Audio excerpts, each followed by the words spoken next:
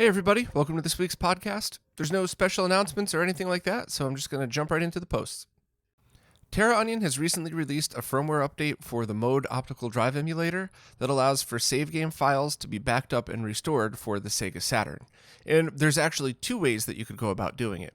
The first way is by just going right into the Mode's menu and backing up and restoring the entire contents of the RAM to a file. So I think a good reason to do this would probably be for people that don't have the FRAM mod done and just want to make sure that every time they're done playing a game that has a save game file, you could just reset to menu and then back up your entire RAM just to make sure that the next time you turn on your Saturn, the battery doesn't go dead, or if it does, swap out the battery, restore your saves, and you're done. The next way of going about it is by backing up and restoring individual save games to each individual file. And this is actually done because Terra Onion forked the Saturn save game copier software, the same software that was just updated to take advantage of save game backup and restore for the Satiator. And you're able to basically just launch that as if it were a Saturn game and then use that to back up and restore any of the files.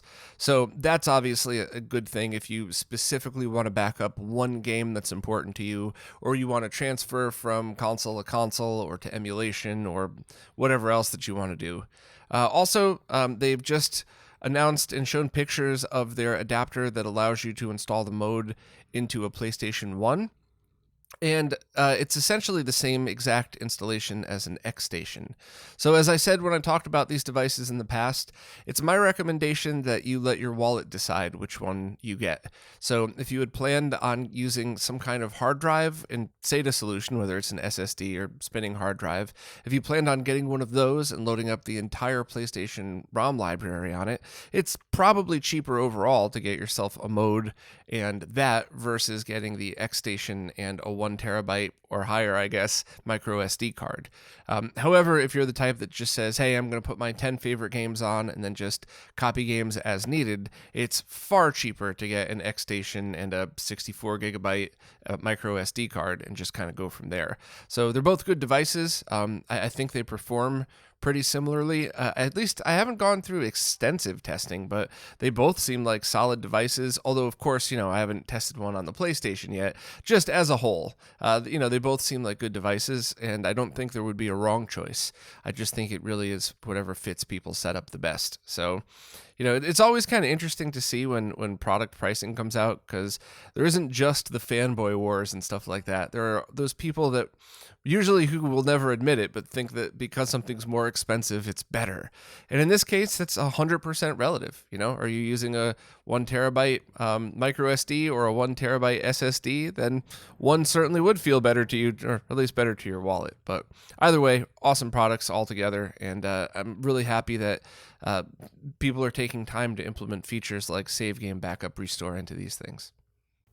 The arcade cores for Gauntlet 1 and 2 have just been added to the list of games that the MiSTer FPGA project now supports, and I wanted to talk about that for a second, not just to celebrate the work of the developer that ported these over, but also just to kind of give a shout out to everybody that works on the MiSTer project, because there are so many awesome updates coming in probably a weekly basis about at this point, and we try to keep up with all of the bigger ones, but there's a lot of smaller ones that are pretty cool and sometimes pretty niche, so only one group might be excited by it, not so much all of retro gaming. But I wanted to take a moment just to give a shout out to everybody that works on it, and just to remind everybody that a lot of the developers that allow these things to be used by all of us are people that have Patreon accounts.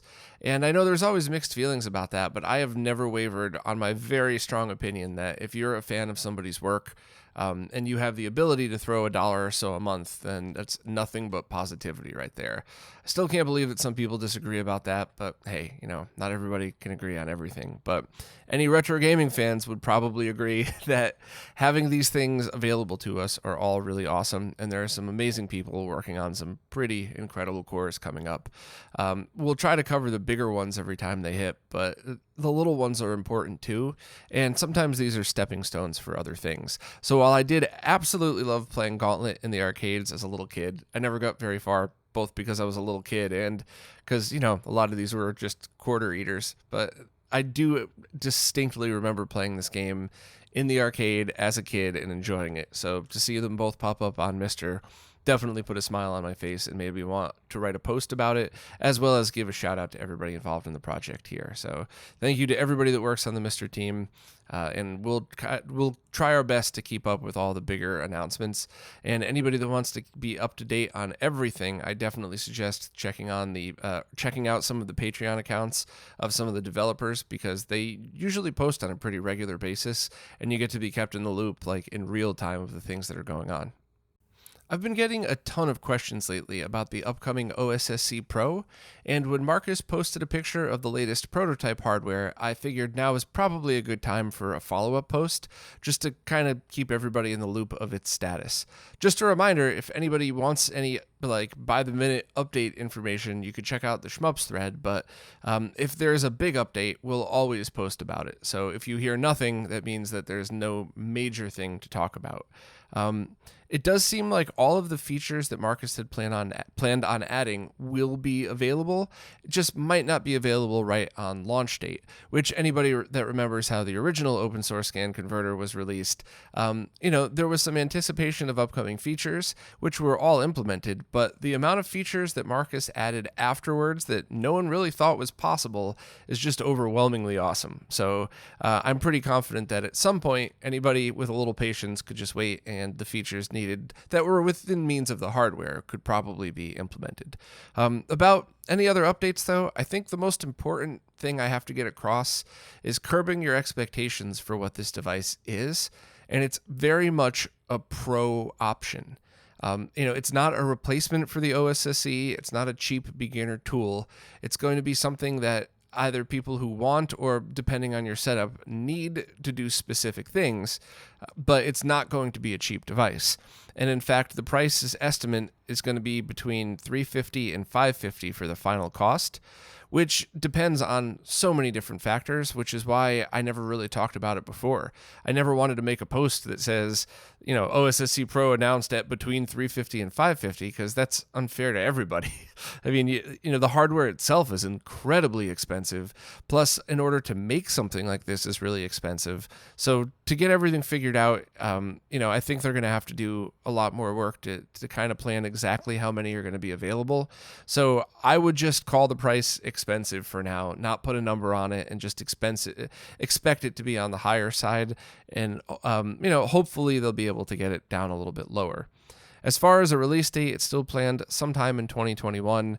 I don't know anything specific. I haven't talked to Marcus recently about this version of the Pro, but something this complicated is probably going to have another hardware revision. You could be the best dev that has ever lived and still get a prototype and find out, oh, this might be a little bit better if I swapped this. Let me try it this way. So I would definitely imagine one more prototype rev before it goes to production, but who knows? Marcus is way smarter than I am, so maybe he pulled it off.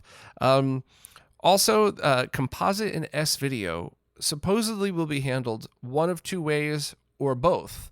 One way that it could be done is composite video goes right into one of the RCA jacks for component video, and S-video could be done using a standard splitter that goes from S-video to Y and C. You could get these as BNC, as RCA, so a cheap one for RCA going into the other two component video ports would probably be a good way to go about that. And there are some advantages and disadvantages to that.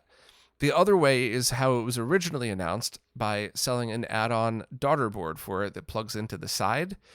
And if that would be done, you could add extra chips on there that help clean the signal up a little bit better.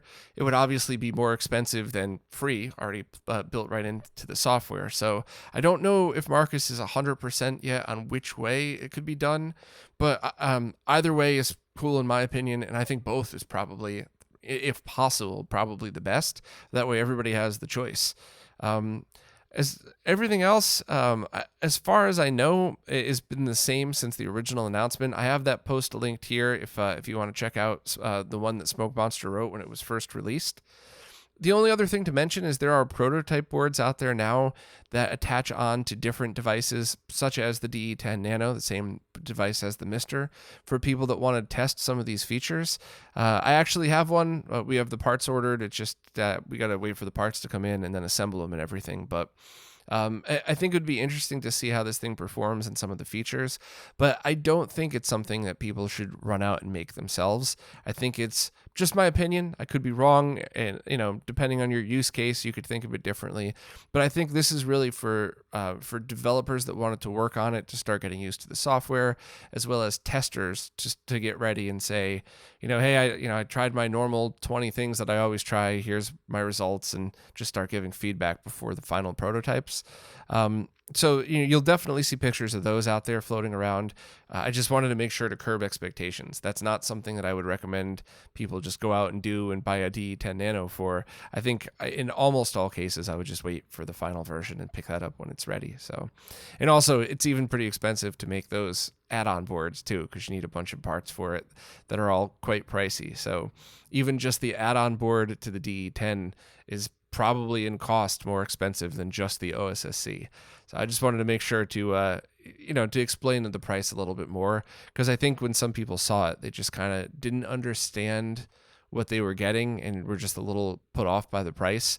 But I mean, it's not going to be for everybody, and I don't think it's supposed to be for everybody. There's a lot of really great choices now, and the Pro is going to be one that a lot of people are going to love, and a lot of people just aren't going to need. So I'll keep everybody posted as time goes by, and the next time there's a big update, you'll definitely hear it here.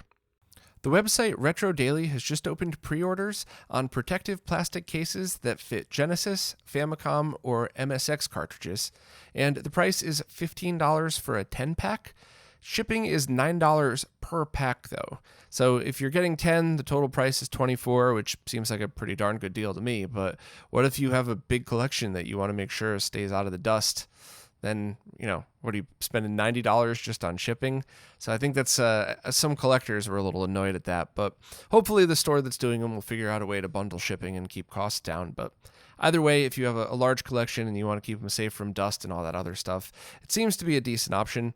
I have not seen them myself, but the person who made those really awesome PC Engine clear cases seems to vouch for them, which is good enough for me, especially for $24 for 10 cases. I'm definitely going to take that risk and hope that they're decent enough. So if you are interested in them, the pre-orders will be open until December 10th.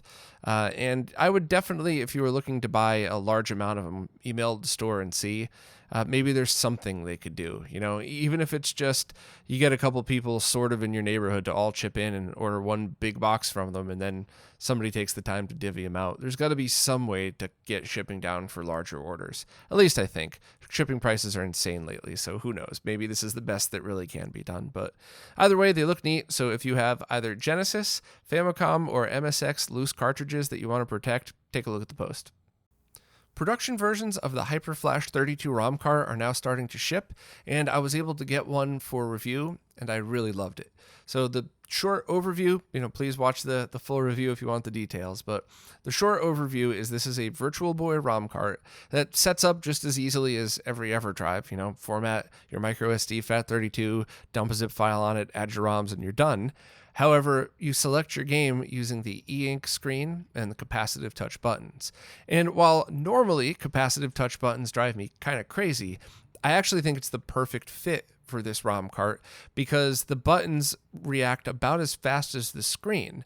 So as soon as you get used to the timing of the buttons, it matches the refresh rate of the very slow e-ink screen.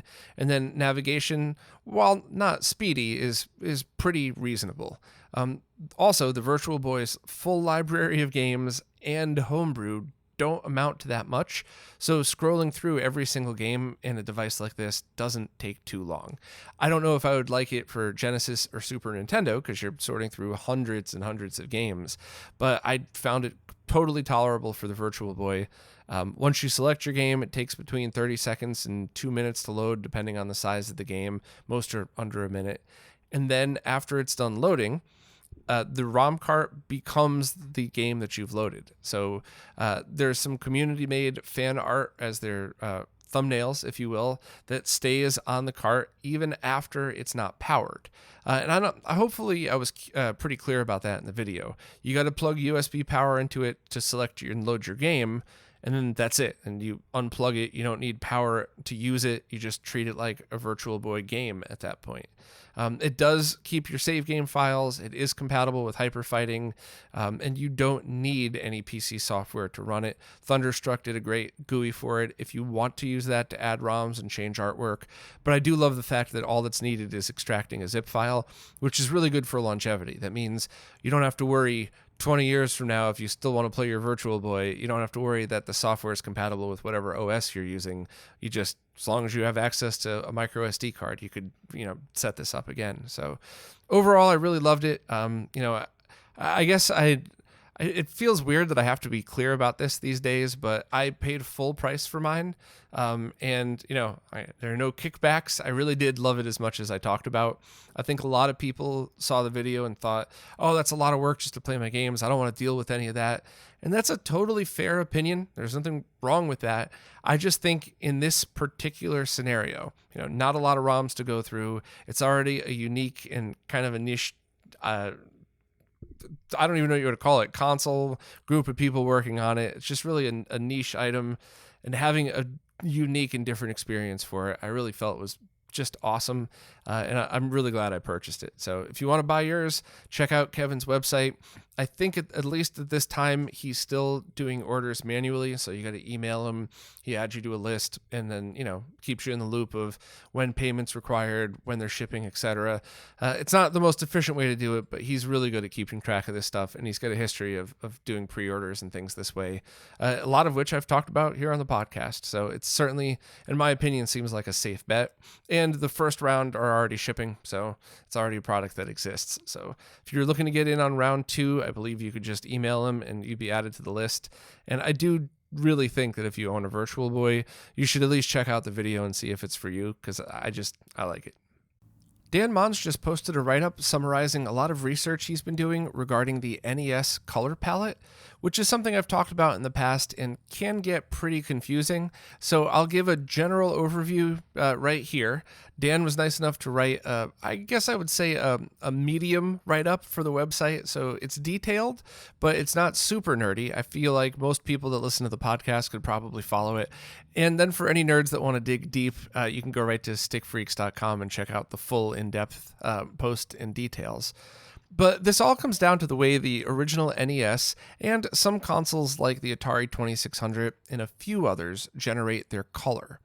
So pretty much all other consoles of that era, at least the mainstream ones, started out by generating video as RGB.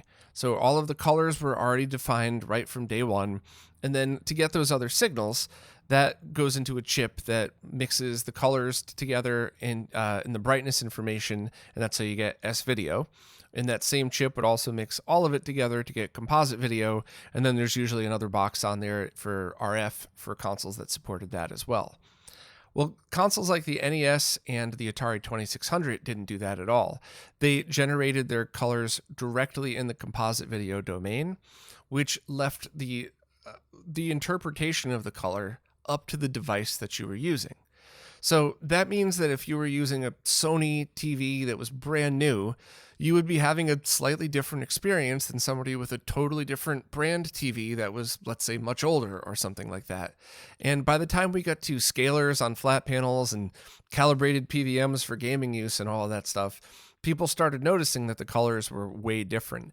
And in fact, I distinctly remember being a kid and seeing PlayChoice 10, the arcade version of the NES, playing Super Mario Bros. 3 and thinking, wow, is this machine broken? Like this looks really bad. And come to find out that the RGB chips that Nintendo used in their arcade machines used a pretty limited color palette and they didn't really do in my opinion at least, they didn't really do a good job translating the colors over. So the research that Dan's done, that I believe Risha was also working on recently, and Firebrand X had been working on for a long time, was trying to get a more accurate to decipher the NES color palette more accurately for modern use, I guess is the best way to put that. a fumbly way to put that, the best way to put that. So Dan goes into detail about how he was able to actually do this. He referenced a lot of his color calibration stuff that he had talked about in a previous series of videos that I talked about a few months ago on the podcast, and basically tied it all together and how he was able to use tools to calibrate his monitor and then run the original or multiple versions of the original NES on this monitor, and was able to take some readings using that methodology, which is also kind of funny too, because there were a few different PPU revisions of the NES that outputted slightly different. So even in a setup like this, you could test 10 different NES consoles and have slightly different variations. So he was able to take all of his data and really kind of get more information on what would be the most accurate NES color palette. It is also my opinion that anybody out there should, at least with the devices that are able to change palettes, even software emulation could do it now. It's my advice that you just download all of the ones available and see which is your favorite to your eyes. Over the years, my favorites have been Smooth from Firebrand X, Wavebeam from Naked Arthur, and then just the Sony color palette, the standard Sony one. And I actually switch between them depending on the game I'm playing. The PlayChoice 10 color palette usually looks pretty ugly in my opinion, except for Contra. It always looked great for that. But, you know, it's just one of these things that while Dan's research, as well as everybody else that has done stuff like this, is really important for archival stuff and for accuracy of the original, but it's still perfectly okay if you prefer a different color palette. So no disrespect to people that did so much hard work and amazing work on this stuff. Just saying the end conclusion is always going to be use whatever's best for your eyes. There really is no right answer as far as what's the best to play with, but it is really awesome that there are people out there that care enough about this stuff to record and are able to analyze what it actually would have been on the original console, on the original TVs back in the day. And speaking of Firebrand X, he just uploaded a video titled Finding Proper 4x3 Correction for Vintage Video Games, which goes into detail of what formulas you can use to make sure that all of these classic games are presented in the proper 4x3 aspect ratio and not stretched or not square pixels. And I do think that this is something very important for people taking archival footage or people doing documentaries and basically any time the point of the video or the point of the capture is an accurate representation of the original game, I think it's absolutely worth the time to go and do this stuff. I also think it's really awesome when people who have done internal HDMI mods take the time to add this stuff in. So not only do you get the true aspect ratio, but you don't have things like your screen width changing between different resolutions of different games and stuff like that. So it's really important work. It's so important that I embedded the video into my video capture page. However, there are scenarios where it's not as important. You know, I would love to see this implemented in upcoming scalers. I would love to see this implemented in the analog consoles. I believe pretty much the versions of this are already implemented in the MiSTer, which is why you can get a good aspect ratio regardless of the original resolution. However, if you're just playing through a scaler, I don't think it's something to obsess about as much, and of course, unless it's something that's really important to you. And for me personally, if you go through the RetroTink products, they're already 4x3. If you go in the OSSC in generic mode, that's already 4x3. However, if you go into the optimal timings modes, I definitely prefer to play in 5x whenever possible. 5x on an average of 320 resolution game is a little too wide, but it fills up more of the screen on the TV, not so much like it's stretching 4x3 to 16:9, but in many of these games, what you end up with is circles instead of ovals. So while things do seem a little fatter than they should be, it doesn't take away from it, and I think the overall advantage really outweigh any of the discrepancies. And same thing with any 256 wide pixel games that are run in 5x by 6x modes. So it's that setting that I talked about when I was talking about the OSSC video. I put information in the same post, which I have linked in this post here as well. But what that ends up with is a 256 pixel that's a little wider than it should be, but you get a lot of other advantages of it, same as I talked about before, and they really are the best ways that can be played on a TV today, on a flat panel TV. Hopefully upcoming scalers will have totally different ways to do this type of stuff, so aspect ratio won't even be a thing anymore. But I do think that is the best flat panel experience, unless you need scan lines. That's a whole other conversation altogether. But if you're just playing original consoles, either just use the generic modes that these other scalers use and just be happy, or if you go into the OSSC, definitely take advantage of the 5x modes, and really just embrace it for what it is. It might not be the most perfect aspect ratio, but you're getting a really, like a very sharp picture, especially if you dial in phase and all of that stuff. So overall, if you're into video capture, if you're into tweaking and really messing with this stuff, definitely check out his video.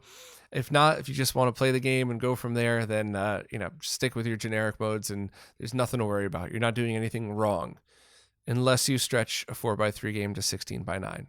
Then you're wrong. Sega of Japan just posted a video that goes through the history of Sega, all of the different prototype names of their consoles, and I believe it's part of a contest where they test their fans on their Sega history knowledge.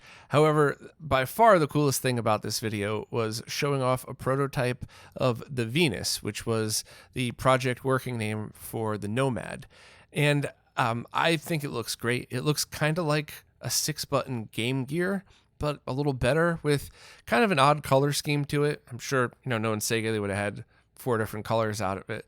But I just thought it was really neat to take a look at. And in hindsight, you could see why they went with the design of the Nomad, because it looked like, a different evolution of their products. The styling of it kind of matched where they were going with things. But in hindsight, now that I look at the Venus, I think I would rather have that.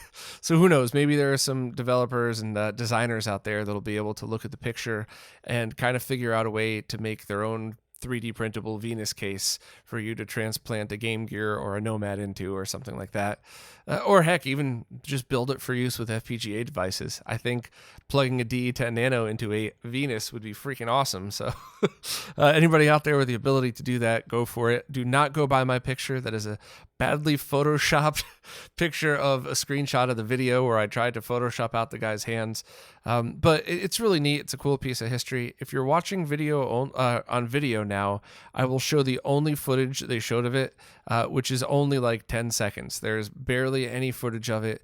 I really wish they had done a video just showing off different angles of it and how it looked, just for people to get a sense. But that was it. Just a few quick seconds of the Venus prototype. So I guess it's a neat look into Sega history. And who knows, maybe somebody will come up with a way for us to make one ourselves nowadays. It looks like one of the main chips in the Capcom arcade platform has been reverse engineered. It's specifically the DL0921 chip, which is on the C board of the CPS-1 and on the A board of the CPS-2. And what this essentially means is that this research can be applied to any project involving the Capcom Play System. So whether that's making software emulation more accurate, whether that's adding to FPGA recreations of this, or even parts that could be designed to help revive original arcade hardware. So overall, it's something that's not just awesome bragging rights, but it applies to a lot of different scenarios and pretty much any hardware or software development regarding the Capcom Play Systems.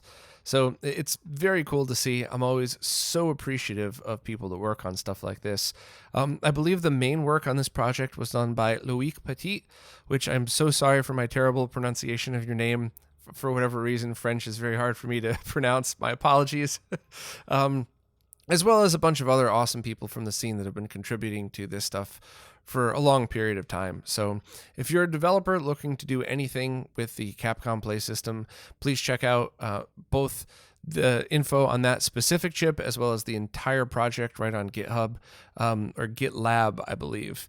And, it's very cool to see all of this stuff happening, and not only to see it happening, but to see the people involved share all this information with everybody. So thank you so much to Loïc and everybody else involved. And hopefully we'll start to see this implemented in some very cool stuff going forward. A few PlayStation 2 demos were just found on a hard drive that was almost forgotten. I guess it was formatted and left in a box a few years ago, and then the person found it, ran it through some recovery software, and was able to get a few different games. The list of games is pretty interesting. One of them is a demo of the game Snood for the PS2 that was never released previously. Another one is a game, The Benefactor, which I don't know much about that one. I don't think that ever ended up on the PS2. And there's also a version of Red Dead Revolver, which seems to be a pre-release version. It definitely has a different title screen than what the original was, or than what the one that ended up being public was. I'm not sure about any of the other differences.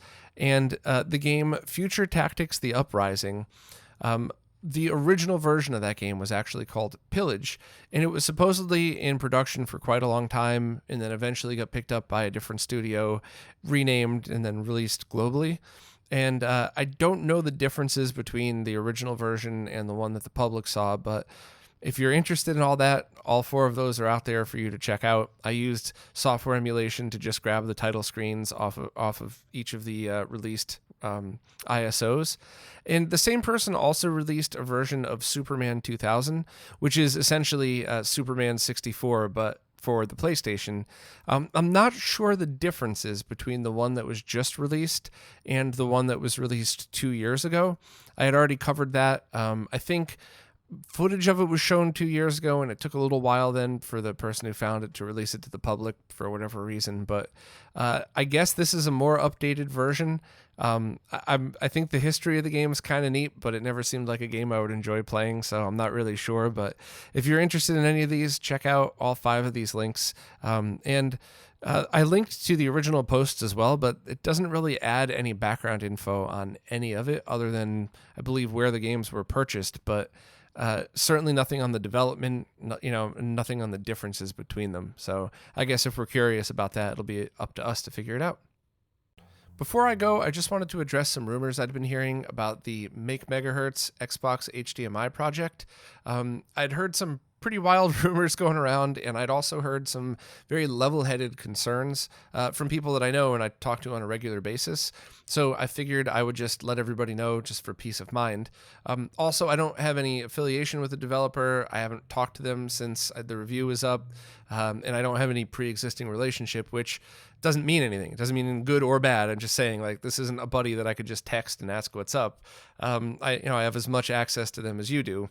But what I believe I know as facts, what my friends that I trust have told me, are that they missed their ship date and never emailed anybody and were terrible at communication. Wouldn't respond to most emails, stuff like that, which really sucks. It doesn't necessarily mean there's a problem. That just means there's a developer that's bad at customer service, whatever. But I guess some people had waited a couple of weeks and filed a PayPal dispute thinking, oh man, I don't want another back scenario. Let me just get my money back now and then deal with it another time. And then afterwards, tracking numbers were generated, but like a week went by and it still said label created. It looked like it never actually shipped, which is very concerning because that is the sign of a scam of sorts. Except, I believe, I don't work for PayPal, I don't know anything about PayPal, but I'm pretty sure that you have 180 days to open up a dispute about something with PayPal. And as far as I know, these pre-orders went open in early September, and my video came out in late September. So I think that, as far as I know, there's still plenty of time for anybody to get their money back. So while it sucks that there's bad communication, some people did say, at least in the past day or two, that their tracking numbers had changed from label created to in transit, and they saw it at different locations. So there was something moving. They hadn't gotten them yet, so who knows what's in the box. But I just, there could be a problem here. There could be cause for concern, and the lack of communication and the way the shipping label thing was handled is definitely a red flag for people to be wary of. But as far as I know, it's not panic time, not even remotely close. This could just end up being one of those things where a small developer missed their target date. I think it happens on 99% of projects these days, big and small, for reasons that may be their fault or maybe nobody's fault. Who knows? But I don't know, and I don't think anybody else knows for sure. And I'd heard some pretty crazy rumors, which, is, I guess, typical of the internet these days. but I wanted to try to keep a level head, because even if everything went to crap and there's nothing you could do and they don't exist, whatever else, as far as I know, you could still get your money back. So it's not as big of a problem as you would expect. Double check me on that if you're concerned. Call PayPal. All you'll lose is time if you pick up the phone and say, I think there might be a problem. What could I do if I don't get it? How long should I wait? You tell me, your PayPal. If you're concerned, definitely take the time to do that. But I would just wait another week or two. If people supposedly really are getting their tracking numbers updated as shipped and those arrive, even if they're shipping slowly, I mean, at the end of the day, you got your product. It's annoying. The communication thing's annoying. My personal opinion, delays suck, but that's not my concern. Lack of communication is what makes people worried. So who knows? We'll see how that all goes. I would like to, on a personal note, and you could all just turn off the podcast if you don't want to hear me ramble after this. There's no more facts or anything, but it's really important to me to remind everybody that I will never stop reviewing products that I think are cool. And I think for me to say, oh, well, these 3 people I've worked with before and have an existing products that people could buy, I'll only review those and not new people. I think that is the definition of gatekeeping, not the stupid way that the kids use it these days. Like the actual, like that is, I am putting up a gate saying, if I don't know you and you're not part of our club, you can't come in. I think that's terrible. I've met so many people for the first time that no one's heard of that came up with these amazing products that turned out to be absolutely great. And some of them were even launched on time. So I'm never going to put up that wall to people. I could only just do my best to make sure that the product is real, which it is real. This one, there was a production quality piece of hardware and some serious software to interact with that. I mean, it's a real thing. It does absolutely exist. That doesn't mean that it's all going to end well. It just means that, to the best of my knowledge, everything was as good as I could have checked beforehand. Barring like hiring a private investigator to check out this person's business sense, like I would never do that. I think most people would never do that either. And also, a lot of people love to go down the route of, what did you gain from all of this? And I'll be perfectly honest in that I was not paid. I have never been paid to do a review, by the way, but I was not paid to do a review. It was a free unit. However, I did say, which is the same thing I say to a lot of people I work with. Maybe this is gatekeeping, but whatever. I did say that I'm not really comfortable accepting free units like this in this scenario. So I'll do the review and then I'll pass it along to other people, either other reviewers, which I always think is a great idea for everybody, saves the developers money on review units. And the actual plan I had was to send it to somebody I know who was going to use it for a tournament and then have them send it on and so on and so forth. It is actually still sitting over there. So, no one ever got around to stepping up and doing the next step, but that is absolutely where the Xbox will be going. And as far as an affiliate link, I did not have one on this, but I would have if one was available, because I don't make any money doing reviews. The only thing I make out of it is hopefully getting exposure, having enough people see it and go, all right, this guy's doing okay. I'll throw him $1 a month on his Patreon or $5 in the float plane or whatever. Like that's how I get paid for these reviews. So if there was an affiliate link available, I absolutely would have used it just to get a few extra dollars on top of the nothing that I get from YouTube. So, I know people don't like when creators talk about this stuff, and some people get offended by it, but I would always rather be transparent and have you be mad at me for things that I really did than leave things open to interpretation, which people still lie all the time about this stuff, regardless of what's actually said.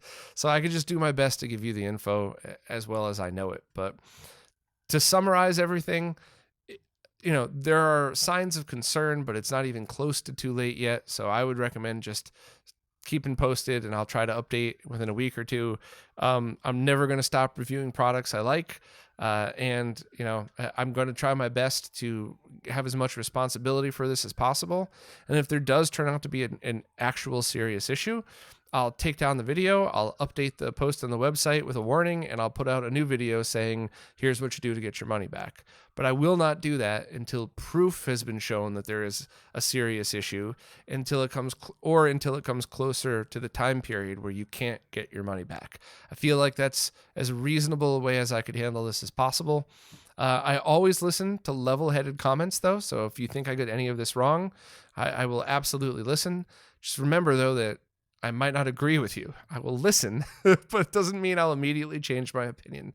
So hopefully this all works out for the best. I didn't mean to waste 8 minutes of people's time, but I'd rather just be honest and bore you to death than risk people losing money.